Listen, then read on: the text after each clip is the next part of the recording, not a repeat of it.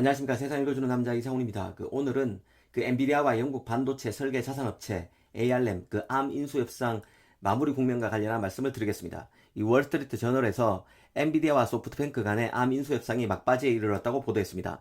엔비디아가 400억 달러 이상의 주식과 현금을 동원해서 암을 사들이려고 한다는 것입니다. 이 소프트뱅크가 암을 인수했을 당시 가격이 320억 달러였습니다. 원화로 환산하면 320억 달러면 하나로 38조 원 정도 됩니다.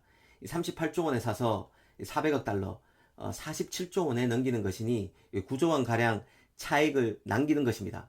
얼마 전 경영난에 봉착했던 소프트뱅크가 미국 기술주에 대거 투자했으며 소프트뱅크의 콜옵션으로 자칫 발생할 수 있는 손실 규모가 500억 달러, 하나로 59조 원에 달한다는 보도도 있었습니다. 이 소프트뱅크로서는 자금 유입이 절실한 것 같습니다. 어찌됐든 암 인수 협상이 일단 엔비디아와 소프트뱅크 양자 간에는 성과가 있는 것 같습니다. 하지만 일전에도 말씀드렸듯이 엔비디아가 각국 규제 당국의 심사를 무사히 뚫고 암을 최종적으로 품을 가능성은 매우 낮다고 저는 보고 있습니다. 개인적으로는 규제 당국의 반대로 결국 안 될 것으로 봅니다. 하지만 엔비디아와 소프트뱅크 간의 암 인수 협상 마무리 국면 소식을 계기로 엔비디아가 왜 암 인수에 집착하는지 다시 한번 따져보는 것도 의미 있을 것 같습니다. 이전에도 이 주제를 다루긴 다뤘었는데요. 엔비디아의 경쟁사에도 반도체 IP를 똑같이 제공하는 게 바로 암의 비즈니스 모델입니다. 불편부당해야 하죠. 이 비즈니스 모델 자체가 오픈 비즈니스입니다. 그런 맥락에서 보면 암으로서는 엔비디아에 인수된다는 사실 자체가 엔비디아에 불공평한 우위를 준다는 것을 의미합니다. 이런 이유 때문에 엔비디아의 암 인수는 어렵다는 게 개인적인 생각입니다. 그런데 오늘은 다른 각도로 이 주제를 다뤘으면 합니다. 사실 최근에 그래픽 처리 장치 GPU와 관련해서 눈에 띄는 소식이 있었습니다. 바로 인텔 관련 소식이었는데요. 인텔의 코어 i7 CPU에 내장된 GPU인 Xe의 성능이 AMD나 엔비디아의 GPU보다 크게 못하지 않다는 내용이었습니다. 그래서 가볍게 게임을 즐기는 일반적인 노트북 사용자라면 굳이 경쟁사 제품이나 보급형 그래픽 카드 대신 타이거 레이크에 탑재된 아이리스 Xe 내장 그래픽만으로도 충분하다는 내용이었습니다. 사실 이 기사를 보고 인텔 AMD와 엔비디아 간의 가장 큰 차이점은 바로 이 부분이라는 생각이 들었습니다. 엔비디아의 경쟁사는 AMD, 인텔입니다.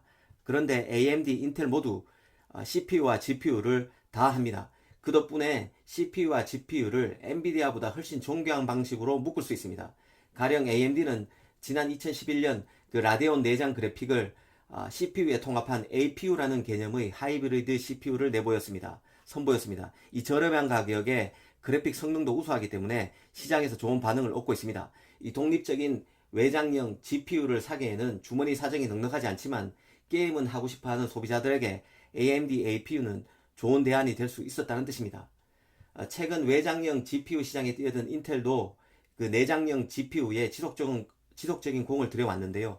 지난 2011년 GPU를 CPU와 통합한 샌드 브릿지를 선보였습니다. 이후 매년 내장 그래픽 성능을 높여서 AMD를 추격했던 게 바로 인텔입니다. 특히 인텔은 지난 2017년 라데온 그래픽 부분을 이끈 라자 코드리를 영입하고 타이거 레이크에 탑재된 아이리스 Xe 그래픽을 내놨습니다. 이런 관점에서 보면 왜 엔비디아가 암에 집착하는지 알 수 있습니다. 엔비디아는 데이터 센터, 특히 AI 컴퓨팅 분야에서 오랫동안 선두를 지켜왔습니다.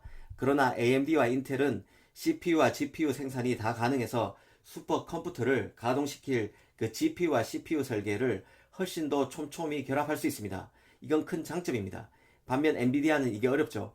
엔비디아 입장에서는 CPU 설계에서 최고의 실력을 갖춘 암을 활용해서 이 문제를 해결하길 바랄 것입니다. 이 딜이 최종적으로 성사된다면 엔비디아로서는 그간 하지 못했던 CPU 부분에서 보물 같은 자원을 얻게 되고, 이를 활용해서 자체적으로 사용할 맞춤형 CPU 아키텍처를 신속하게 개발하는 것은 물론 CPU와 GPU 통합 버전도 개발할 수 있게 될 것입니다. 결국 문제는 규제 심사인데요. 엔비디아가 소프트뱅크와 같은 중립적 참여자가 아니라는 게 걸림돌이 될 수밖에 없습니다. 이미 암의 본사인 영국에서도 반발 기류가 강합니다. 암의 핵심 창업자 중 한 명인 헤르만 하우저만 해도 엔비디아가 암 인수를 통해서 경쟁사의 ARM IP 활용을 사실상 막는 방향으로 갈 수 있다고 우려했습니다. 엔비디아가 ARM의 주인이 되는 이상 ARM의 R&D 방향성 자체가 흔들릴 것이란 의미입니다. 이전 같으면 그 고객사에게 제일 뛰어난 그 IP를 제공하는 게 ARM의 목표였습니다. 하지만 엔비디아가 주인이 되면 엔비디아의 사업과 가장 시너지를 낼 수 있는 쪽으로 그 ARM의 R&D 방향이 잡혀서 그간 ARM이 IT 생태계에 미친 긍정적 그 영향이 크게 제한될 것이란 뜻으로 해석할 수 있습니다.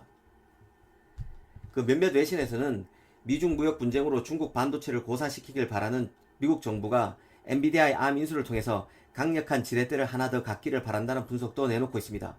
가령 지금은 미국 소프트웨어를 사용하는 ARM의 IP만 수출 제한 품목에 들어가 있지만 이번 인수를 통해서 수출 통제 명령을 받게 되는 품목 범위를 더 늘릴 수 있게 된다는 것입니다. 하지만 역으로 보면 이런 이유 때문에 중국 규제 당국의 심사 통과가 안 될 가능성이 훨씬 큽니다. 만약 엔비디아와 소프트뱅크 간에 딜이 마무리된다 해도 규제 당국의 심사를 받는 데만 1년 훨씬 넘게 걸릴 것입니다. 이 과정에 어떤 일이 벌어질지 살펴보는 것도 흥미로운 일이 될 것입니다. 감사합니다.